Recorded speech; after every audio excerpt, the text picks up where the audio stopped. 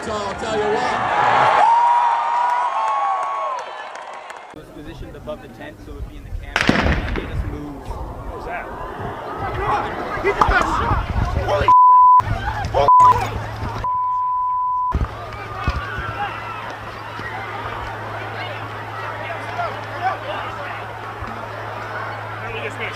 There's been a shooting. We heard shots. Well, I've done it. I've dipped my big toe into the conspiracy theory waters, and it sucked me right in. I've gone so far down the rabbit hole that I couldn't tell you what reality is anymore.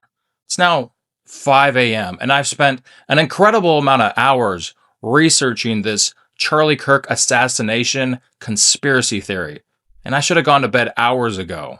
But you can kiss sleep goodbye once your third eye fully awakens. This is the conspiracy theory behind the Charlie Kirk assassination. Before we get into the meat and potatoes of this video, I just want to make one thing clear. This is a conspiracy theory. Keyword theory. It's not my theory. I don't necessarily believe any of this stuff. I've just done the research and I'm telling you what people are talking about. Okay, I just want to make it clear that I'm not spreading anything. I don't necessarily believe in any of this stuff. I'm just the messenger. I'm just telling you what people are saying. And what we're going to be talking about is pretty serious stuff, but technically it's just for fun. It's just for shits and giggles. It's just interesting, okay? So I just want to make that clear. I'm just the messenger. I would like to not get murdered for talking about this. So if you have any opinions, shoot them in the comments, but I'm just saying, I'm just the messenger here, guys. One of the other proponents of covering this subject very extensively is a guy named Ian Carroll, and he has a pretty interesting take, and it kind of sums it up, so let's see what he has to say about this. It turns out Tyler Robinson almost got away clean, leaving the scene with no evidence, except for a detailed text message confession about how he used his firearm to eliminate the acquired target, and then got into his vehicle and was on the lam for 0800 hours. Pay no attention to the fact that we now know that the FBI has footage of the shooter taking the shot, and they specifically cut the video they released to start just after that part. Obviously, not because he never took the shot, probably never even had the rifle on the roof, but because of Redacted. Pay no attention to the old man actively causing a distraction to help the shooter escape, or to the more than 10 strange flying objects that have been located in the cell phone footage, or to the fact that the wound doesn't match the shot, or to the fact that we are being shown a fabricated text message chain, or to the new photo that surfaced of Bro stopping by Dairy Queen for a little blizzy while he's the subject of a statewide manhunt. Trust the FBI to get to the bottom of it, just like they did with the Epstein files. Because just last week, Kash Patel came out and officially told us that Epstein never even trafficked anyone to anyone. Hundreds of victims are all lying to us. The court that convicted Epstein was totally wrong. Ignore all the evidence and forget all about it. Midterms are just a year away, and you're supposed to hate your neighbor way more by then. So they're going to need you to stop talking about uniting in our hatred of Israel and get back to the race war that they had scheduled. Thank you very much. Quickly, before we get into the newer, more interesting information, I just want to go over the basics of who Charlie Kirk was and the assassination itself, just so we have a foundational level, and then we'll get into the newer, more interesting information. What I know him for, and what you probably know him for, is his YouTube page and his videos, where he would debate college kids about political stuff on college campuses. And he was very prominent for this, and that's how he got his influence. But in September of 2025, he was assassinated by this man, at least allegedly, because that's where the conspiracy theories start. This is Tyler Robinson, a 22-year-old honor roll student who went to school in Utah, who friends and family say had become increasingly political in recent times. Allegedly, he had a romantic relationship with a transgender partner, and that may have been part of the motive behind the assassination, because Charlie Kirk openly talked about the transgender movement, and he was against it. The assassination took place at Utah Valley University, where Charlie was giving a speech, and he was shot once in the neck by a bolt-action rifle. Now, if you don't know, a bolt-action rifle, or rifles in general, have way more kinetic energy than a pistol, and if you're shot by one, you will most likely die from one shot. So Charlie was rushed to the hospital and he was pronounced dead. Interesting enough, the suspect, our alleged gunman, left behind some bullet casings on that rooftop, and he had a message inscribed on the bullet casings. Now, there were multiple inscriptions, but one of them said, "Hey, fascist, catch." Now, we do know that rooftop had a direct line of sight to Charlie, so the shot could have taken place on that rooftop. I'm only saying that because in the conspiracy theories, some people are going to suggest that maybe the shot wasn't fired from there, or maybe there wasn't a shot at all. You know, the conspiracy theories are all over the place. But there is a clip, and the conspiracy theories, they really start in the 10 to 20 seconds after the alleged shot took place. What exactly happened on that rooftop? That's what's going to be brought into question. A series of questions. So let's take a look at that clip. What was that? Oh my God! He just got shot! Holy shit! Holy shit!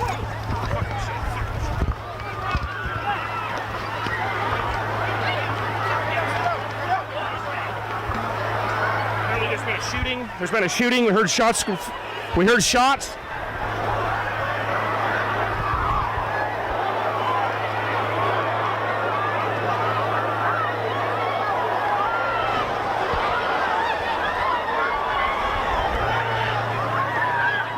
You guys okay? Okay, love you. Be safe. Okay, be safe. Bye. Apparently there's been a shooting. I don't know who's been shot.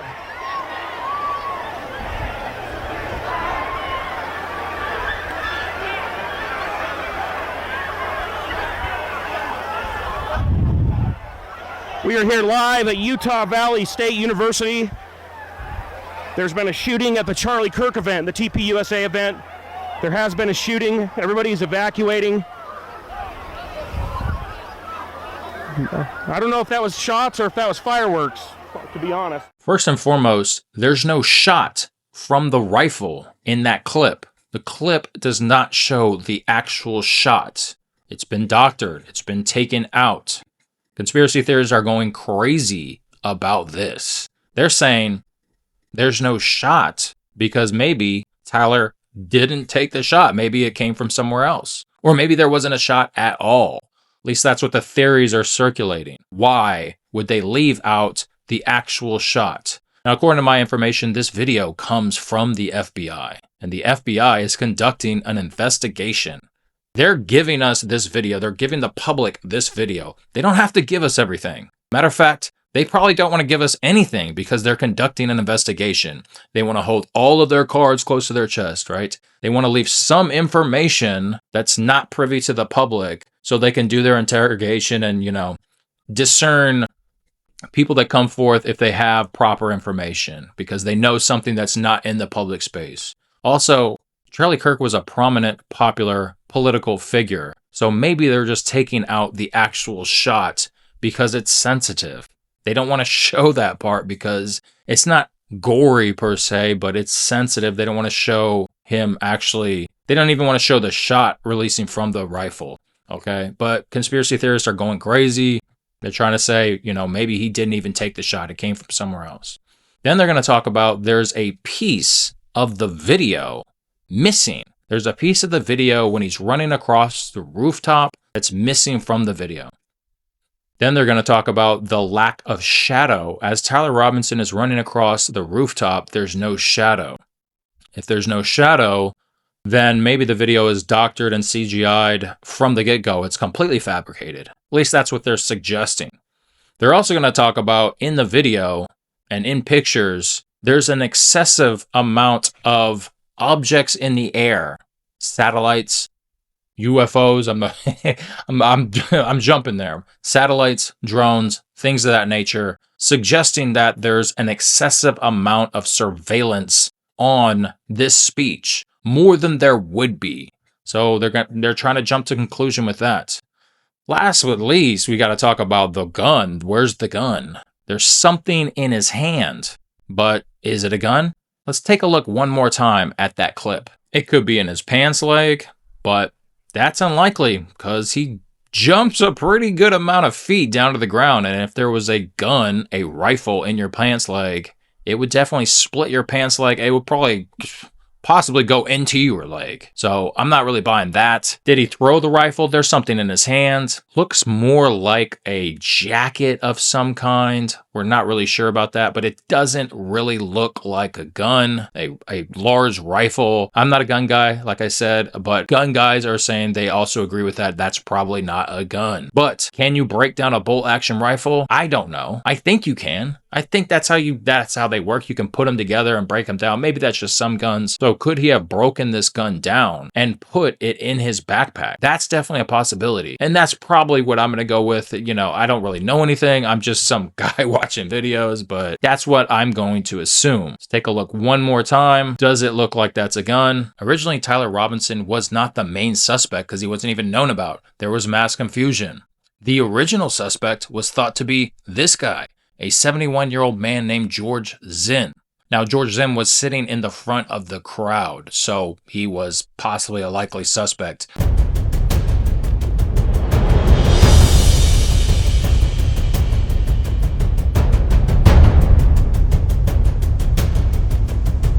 Here's the timeline because it happens very quickly. Charlie gets shot. Within 40 seconds, he's rushed to a nearby SUV. Within 10 seconds of that, George Zinn is seen with his pants down as the crowd is rushing away in fear. At the 1 minute and 15 seconds from the shot, George Zinn is seen waving his hat around, trying to attract attention to himself. And by the 1 minute and 48 second mark, George Zinn is arrested, and that's where you see this footage of him being arrested. It happens very, very quickly. Conspiracy theories are going to say that this was meant to be a distraction to help. Of course, we have a clip of Tyler Robinson eating Dairy Queen very, very shortly after the assassination. Very shortly, he's eating Dairy Queen. While he's on the run, the whole world is looking for this guy, and he's eating at Dairy Queen. Seems suspicious. Who knows what that's about? Maybe he was just hungry. Maybe he knew he was going to jail and he decided to get his McFlurry, his ice cream before he goes to jail. Now, originally he went on the run. I think he was on the run for about 12 hours, but it was actually family and friends, particularly his dad, that convinced him to turn himself in. So he would turn himself into the FBI, and that would end the manhunt. Then we have the Discord messages between Tyler Robinson and a roommate or friend talking about the incidents. And allegedly, it serves as motive or a possible confession right there in the text. The roommate says, "You weren't the one who did it, right?" Robinson says, "I am. I'm sorry." The roommate asks what the reason was. "I had enough of his hatred. Some hate can't be negotiated out. To be honest, I had hoped to keep this a secret till I died of old age." And when asked how long it took him to plan it, he said a bit over a week, I believe. Robinson said, "Shouldn't be long until I can come home. Gotta grab my rifle still. I worry about Prince. I had to leave it in the bush where I changed outfits. I might have to abandon it and hope they don't find Prince." Expressing worry about his father. "I'm worried about my father and what he's going to do if I don't bring my grandpa's rifle." Later advising the roommate to delete the exchange and don't talk to the media. "Hey guys, I have bad news for you all. It was me at the UVU yesterday. I'm sorry for all of this." Now, of course, Discord released a message that they didn't know about it and they don't condone any type of this activity, so don't blame Discord. What do you guys think? Is this a confession? It seems like a confession. If this was Tyler writing these messages, it seems pretty clear cut. But kind of interesting, he talks about Prince, indicates that he probably didn't want to get caught. He was trying to get away with it. He talks about knowledge of the Prince, but allegedly there was a screwdriver left behind that had DNA evidence. He left bullet casings behind that had inscriptions on it. In the midst of trying to put all of these pieces together to try and understand what went on in this assassination, there is a lack of information, a vacuum of information, a negative pressure of information, which is going to attract speculation, random information. We don't know what happened, so let's theorize what we think happened. And this is what arises the vast amount of conspiracy theories. So now we're going to start to dip our toes in to the deeper rabbit hole and some of the newer theories, information in regards to this assassination. First piece of information is pretty speculative. It's suggesting that George Zinn is an Israeli spy or part of their intelligence network. And he's there to distract, like we talked about, to let Tyler Robinson get away or just increase the amount of information and possibilities and increase the amount of speculation that could be said about this assassination. He was in the front row.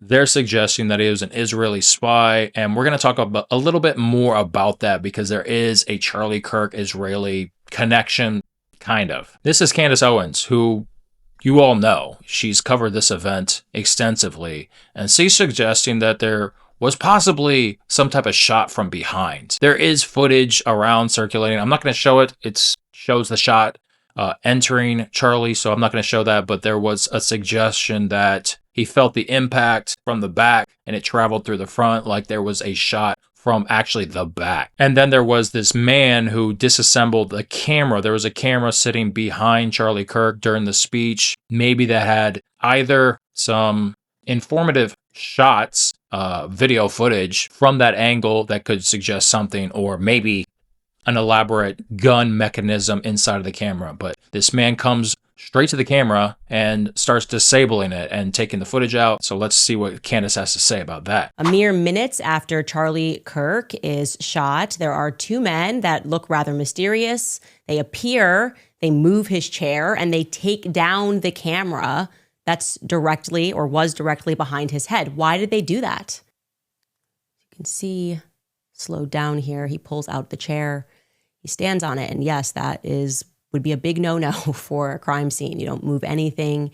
He takes down the camera that is directly above where Charlie was sitting and would be able to provide, therefore, a lot of insight. And then you can see he kind of sits the camera onto the desk, and it looks like he removes the SIM card from it, or the SD card, if you will.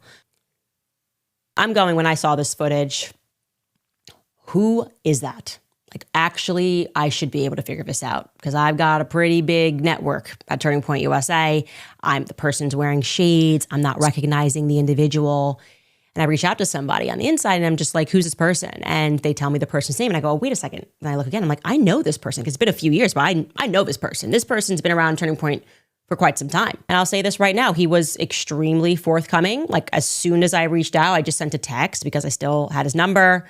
And he was extremely forthcoming, immediately got onto the phone. Then I asked, okay, well, what about this camera thing? Why would you grab the cameras? And he says, because the first thing that I thought is that I better secure the footage and be helpful and hand that footage over to the feds. Well, obviously, that's where things get into a pickle with me because we don't trust the feds. I'm like, just send me the footage. Please let me look at it. There's a lot of conspiracies that are floating around right now. People don't know what to believe. I said, look, I'm not going to publish it.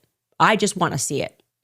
And I think you should let me see that because people trust me. They know that I'm very serious about this. So in the short run, he agrees that rather than send the footage, he will get onto a FaceTime call with me and he will show me the footage on his computer. He did that, and I watched the footage, and I'm going to tell you what I saw. First and foremost, there is nothing gory about this shot at all. And so again, I am still going to work with him to get me the footage so that I think it should be shared. There's nothing gory about this footage from the back.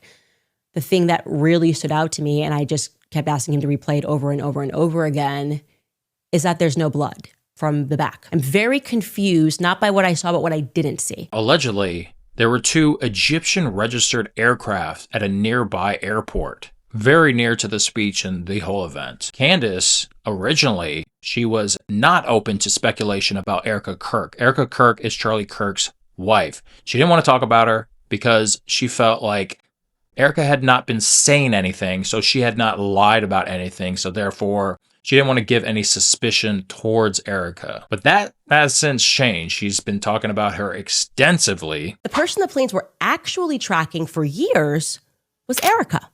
Not Charlie, but Erica was the one being tracked by these planes. Between 2022 and September of 2025, both of those aircrafts, SU-BTT, the yellow plane, and SU-BND, the blue plane, showed 68 overlaps with Erica's documented locations, okay? 68 overlaps. I have since been able to add now 73 times that this overlapped, okay? And 29 of those instances also happened to include Charlie. Charlie was also present. These are all the instances in which this plane, 68 instances that this plane crossed with Erica. And I'm also going to say this includes overseas as well. So my instant question becomes, why didn't Turning Point acknowledge that this plane was familiar to them? When I was taking all of these figurative online bullets, someone could have easily said something, right? That's kind of a repeat thing in this investigation. Josh Hammer lies, I get attacked, Turning Point just stays silent. They know he's lying, but they allow the lie to flow. Alex Clark lies, I get attacked, I'm telling the truth. Turning Point knows it, but they kind of allow this like Catholic thing, lie to flow. And the influencers are allowed to lie. Nobody at Turning Point ever just steps to clarify that I'm onto something or I'm telling the truth about something. And when it comes to these Egyptian flights, the math on this is indisputable. There is less than a 0.00000001% probability, okay, under random distribution models that these Egyptian planes coincidentally landed around Erica at these times. Like I said, this plane was not just with her in America, it was also tracking her overseas as well. I flagged this because I was alarmed because I thought it was tracking Charlie. And I am telling you that this plane, in addition to Charlie, and primarily actually was tracking Erica. In the face of such extensive coverage around Erica Kirk and her role in this conspiracy theory, which we're going to talk about, particularly by Candace Owens, because she's been at the forefront of talking about this event repeatedly in all her videos, Erica Kirk is now suing Candace Owens for defamation to the tune of $90 million, an exorbitant amount, crazy amount of money. Just want to lay the question, do you think that she has a case for defamation because she is covering conspiracy theories and talking about Erica Kirk quite a bit? Think she has a case? What do you think about this whole situation? Drop it in the comment. I want to hear about it right now. So now we're going to talk about the Erica Kirk side of the conspiracy theory and why people are talking about her. First, let's start at the end point. Turning Point USA has been rising and rising more and more and more. It's gotten more and more coverage, more and more power, and more sway with the youth and politics. And when Charlie died, the founder, she stood to inherit the empire. She became the CEO. So, conspiracy theories, they're suggesting that Erica Kirk was trying to hijack the movement.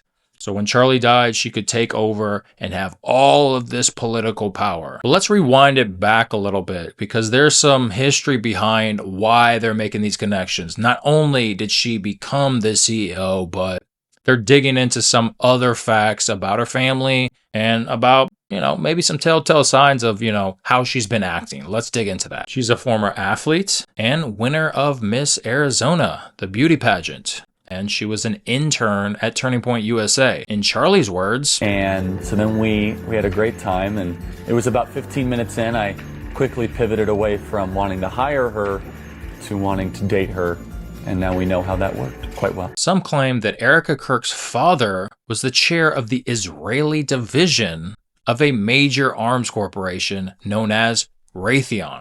Raytheon is a multi-billion-dollar American defense corporation, a very important military company for America. Very important. So, of course, they have extensive political power, billions of dollars.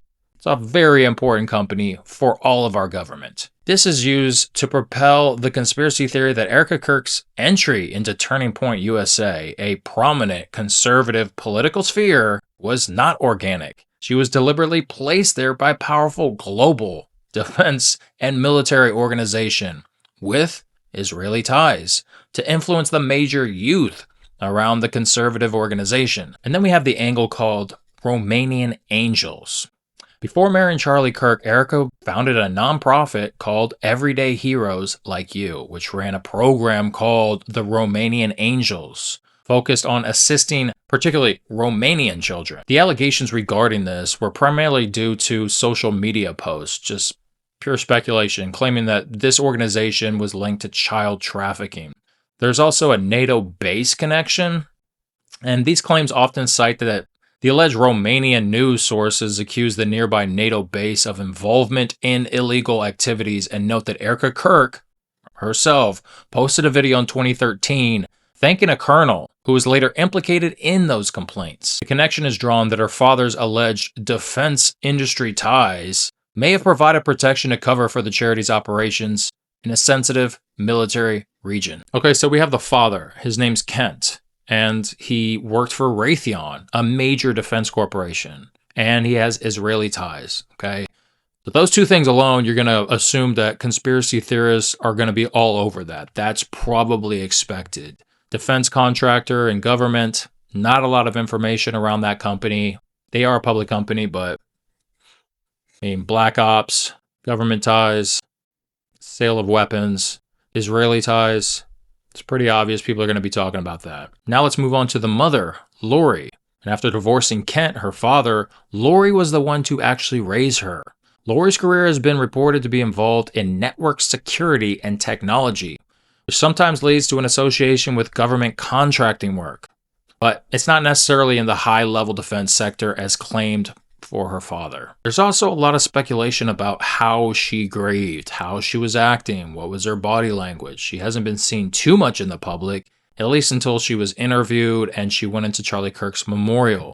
And that's where we have the famous hug with J.D. Vance. We'll take a look at this clip here in a second, but basically, she had a very caressing hug on J.D. Vance. J.D. Vance is the Vice President of the United States, and the way she introduced J.D. Vance seemed like very loving and very affectionate, and so there's a lot of speculation into this hug that she gave J.D. Vance. And this, again, is at the Charlie Kirk Memorial, which some say was more like a pep rally for the Republican Party. Erica Kirk and U.S. Vice President J.D. Vance are making headlines after they shared an unusual hug at a Turning Point USA event.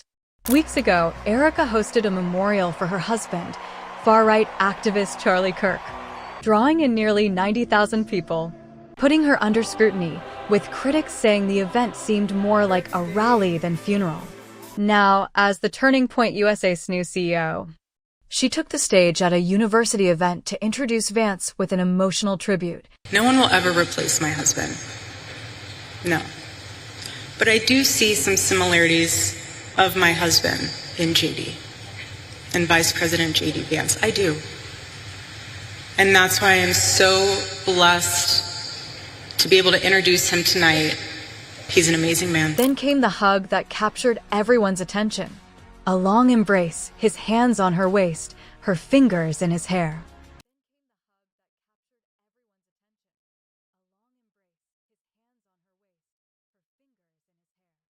Last but not least, we have the Zionist element. Erica Kirk's father worked in the defense industry and apparently was on the Israeli arm of that. According to my information, he himself is not Israeli. He just worked in the Israeli side of Raytheon.